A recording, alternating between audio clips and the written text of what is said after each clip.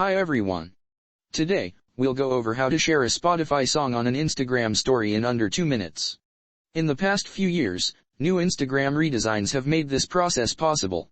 You can do this on your phone through the Spotify and Instagram apps.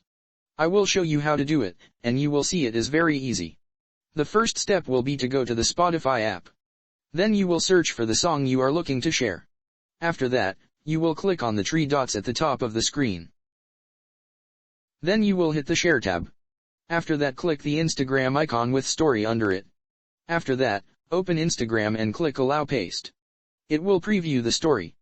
The last step is to confirm by pressing on the white arrow located at the bottom of the screen. Hit Share at the bottom of the screen. Here it is, the song is in your story and your friends will be able to open it in Spotify via your story. It is as simple as that. Make sure to subscribe and drop a like for the support. Goodbye, I will see you next time.